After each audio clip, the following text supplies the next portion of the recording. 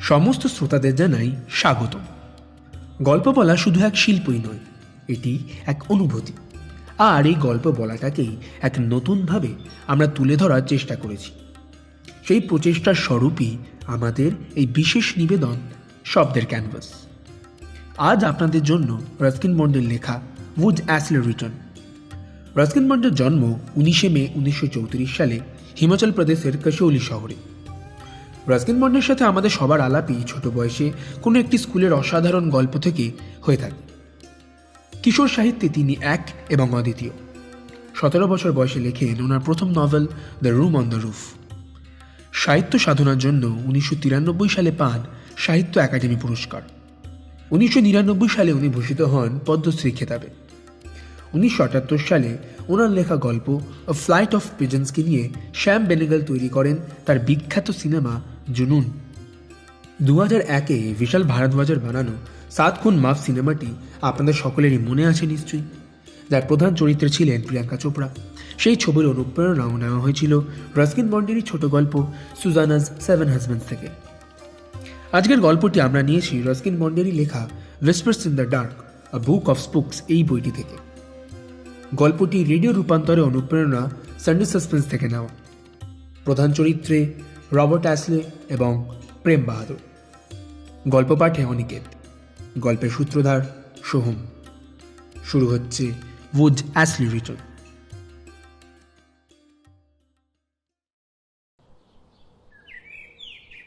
এই যে চললাম যে বাহাদুর, তুমি কিন্তু সাবধানে থাকবে। সাহেব, তুমি কি আর ফিরবে না? আরে কেন ফিরবো না, কিন্তু কবে সেটা বলতে পারছি। হয়তো 1 বছর কিংবা 2 কিংবা বেশি, কিন্তু ফিরতে আমায় হবেই, কথা দিলাম।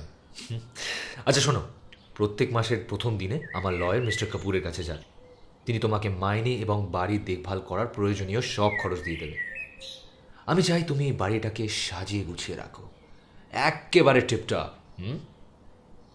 আচ্ছা, তুমি কি বিয়ে করে তারপর ফিরবে? হে ভগবান, না না না না না না না, একেবারেই না। আরে তোমার মাথায় এসব কে ঢোকাচ্ছে বলো তো? কি জানি, মনে হলো আসলে তুমি বলছো বাড়িটাকে সাজিয়ে গুছিয়ে রাখতে, তাই মানে। আরে গুছিয়ে রাখতে বলছি আমার জন্য। আমি চাই না আমি বাড়ি ফিরি আর এই পুরনো বাড়িটা আমার মাথার ওপর ভেঙে পড়ুক, বুঝেছো? যাকগে, এই নাও বাড়ির চাবি, তোমার কাছেই রাখো। আর একটা কথা মনে রেখো, আমি কিন্তু ফিরবই।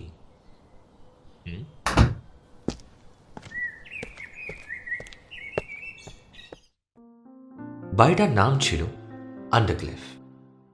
একটা খাড়াই পাহাড়ের নিচে নির্জন একটি জায়গায় দাঁড়িয়ে ছিল সেই বাড়িটা।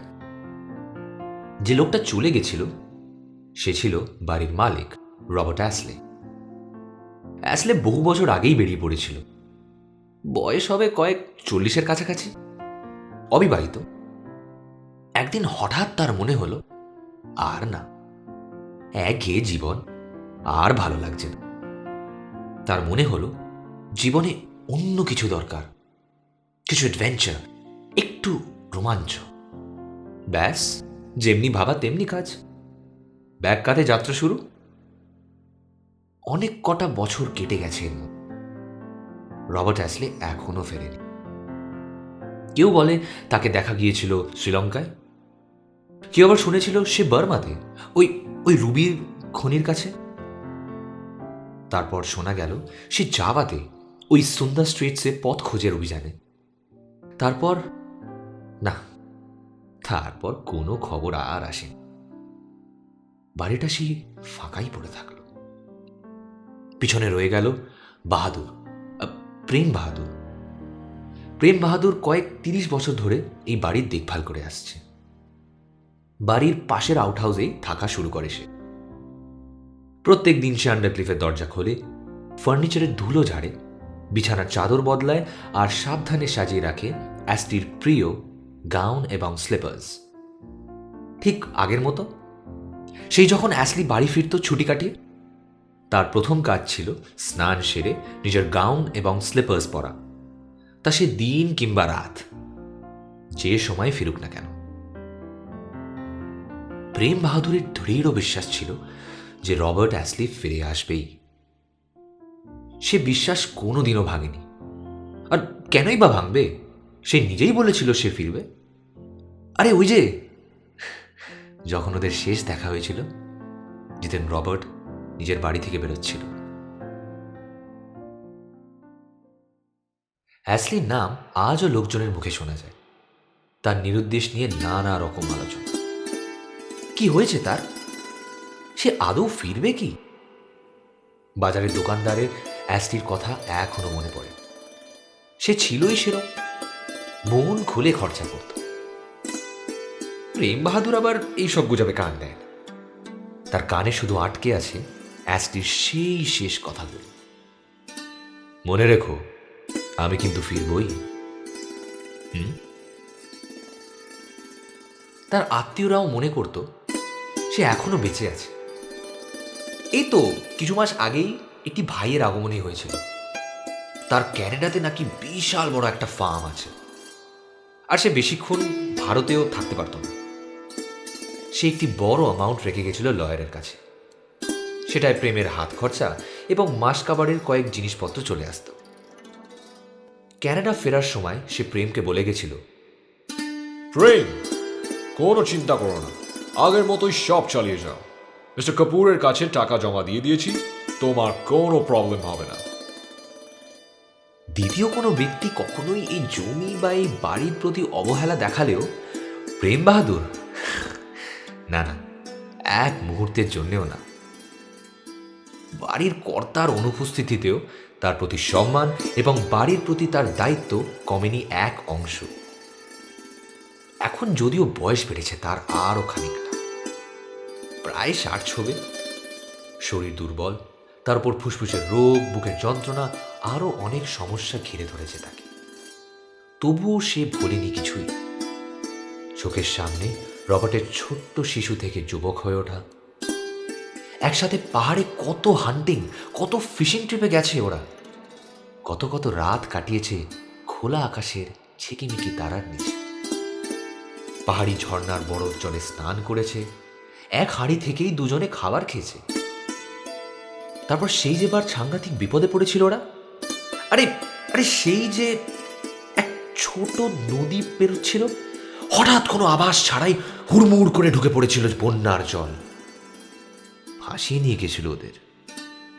অনেক কষ্টে বাড়ি ফিরেছিল কোনোভাবে।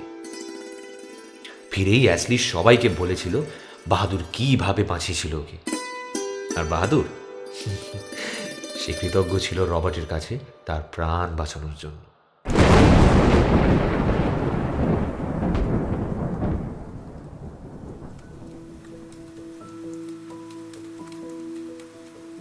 এবছর বর্ষা এসেছিল সময়ের অনেক আগে, আর ফিরেছেও অনেক দেরি করে, সেই সেপ্টেম্বরের শেষে।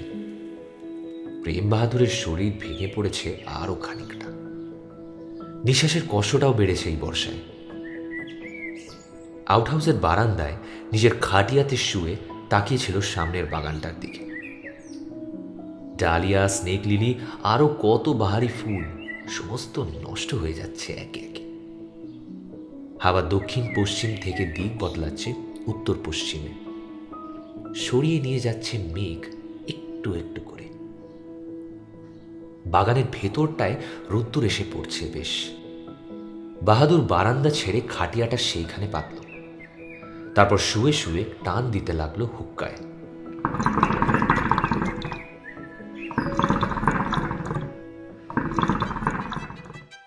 হঠাৎই সে দেখল গেটের সামনে থেকে কে একটা যেন হেঁটে আসছে ওর দিকে। কে আসছে ভালো করে বোঝার চেষ্টা করে বাহাদুর। গেট পেরিয়ে স্পষ্ট হচ্ছে চেহারাটা, এগিয়ে আসছে ক্রমশ, একটু আর একটু আর একটু। এ কি? রবার্ট! Robert Ashley! বাহাদুরের সমস্ত শরীর কাঁপা শুরু করে দিয়েছে থর থর করে। মুহূর্তের উত্তেজনা সামলিয়ে খাটিয়া ছেড়ে উঠে দাঁড়াতে চাইল, কিন্তু পা দুটো, দুর্বল পা দুটো সাহস পাচ্ছে না কিছুতে। শেষমেশ তাল সামলাতে না পেরে হুক্কাটা হাত থেকে ছিটকে পড়ে গেল। অ্যাসলে গেট পেরিয়ে এসেছে খাটিয়ার সামনে, চোখে মুখে মৃদু হাসি। বাহাদুর দেখল তার চেহারায় কোনো বদল হয়নি। তার বয়স যেন থমকে আছে সেই দিনটায়, যেদিন সে তাকে শেষবারের মতো দেখেছিল। যাক, তুমি এলে শেষ পর্যন্ত।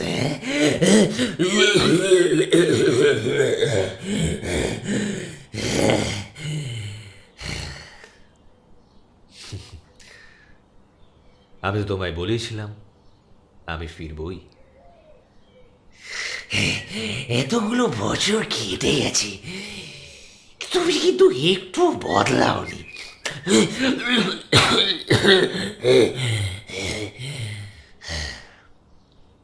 তুমিও তো সেই আগের লোকটাই রয়ে গেছো প্রেম বাহাদুর। কি যে বলো, আমি তো বুড়ো হয়ে গেছি, অসুস্থ, দুর্বল হয়ে গেছি।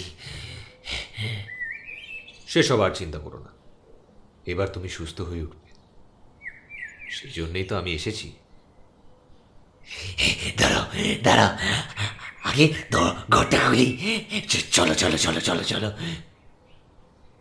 প্রেম বাহাদুর খাটিয়া থেকে উঠে পড়ে। এবারে তার আর বিশেষ কোনো কষ্টই হয় না।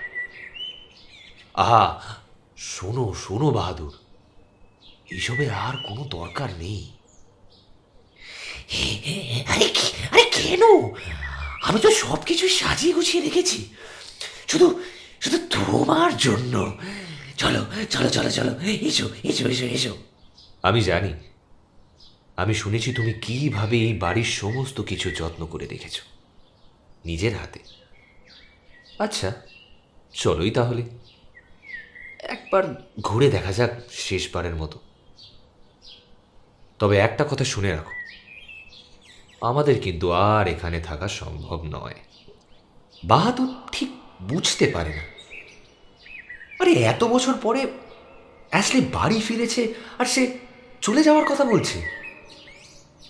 এই জিনিসটা বাহাদুর ঠিক বুঝতে পারে না, একটু ধাঁধায় পড়ে যায় সে।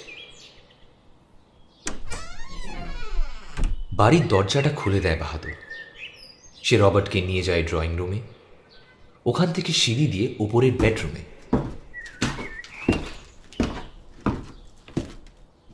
রবার্টের চোখে পড়ল তার সেই ড্রেসিং গাউন এবং স্লিপার্স। বিছানার পাশেই সাজানো ছিল সেইগুলো। বুড়ো লোকটার কাঁধে আলতো করে হাত রাখে রবার্ট। তারপর দুজনে নেমে এলো নিচে। রোদ্দুরের মধ্যে বেরিয়ে এলো বাগান।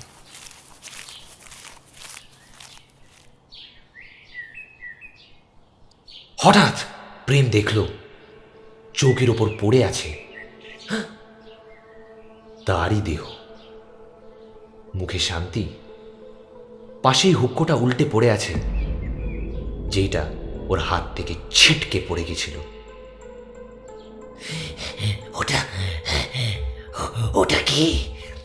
ওইখানে চোখ দিয়ে যে শুয়ে আছে। ওটা তোমার অতীত। সত্যিকারের তুমি দাঁড়িয়ে আছো এখানে আমার পাশে। খাটিয়াতে যেটা পড়ে আছে শুধুই একটা আবরণ, একটা খোলস। তুমি আজ শুধু আমার জন্য এসেছো? হ্যাঁ, তুমি যতক্ষণ প্রস্তুত হওনি আমি আসতে পারিনি। আমার খোলস আমি অনেক আগেই ফেলে এসেছি, কিন্তু তুমি এই বাড়ির টানে বেঁচেছিলে। আজ তুমি মুক্ত হয়েছ। চলো এবার যাওয়া যাক। কিন্তু এই বাড়িটা, এই বাড়িটা অন্যরা থাকবে। চলো চলো চলো, আমাদের এবার মাছ ধরার সময় এলো যে। রবার্ট অ্যাসলি প্রেমের হাতটা আলতো করে চেপে ধরে। তারপর দেবদারু বনের ভেতর দিয়ে আলো ছায়া রোদ্দুরের মাঝ দিয়ে হাঁটা শুরু করে। পিছনে পড়ে থাকে তাদের চিরকালের মতো ছেড়ে আসা সেই বাড়িটা, যার নাম আন্ডারক্লিফ।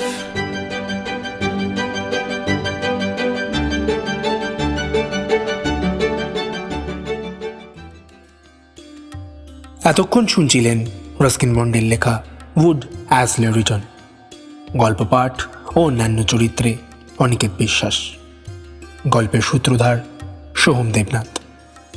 গল্পটিকে অডিও রূপান্তর করেছে স্নেহা মিত্র এবং অনিকেত বিশ্বাস। পোস্টার ডিজাইন এবং ভিডিও এডিটিংয়ে অর্চিষ্মান মল্লিক আর গরিক চক্রবর্তী। ব্যাকগ্রাউন্ড মিউজিক এবং স্পেশাল এফেক্টসে সূর্যদীপ চক্রবর্তী আর অর্চিষ্মান মল্লিক। গল্পটির অনুপ্রেরণা নেওয়া হয়েছে সানডে সাসপেন্স থেকে। আর্টেজা ও শব্দের ক্যানভাস থেকে সকল শ্রোতাদের জানাই ধন্যবাদ। গল্প শুনতে থাকুন, গল্প অনুভব করতে থাকুন। নমস্কার।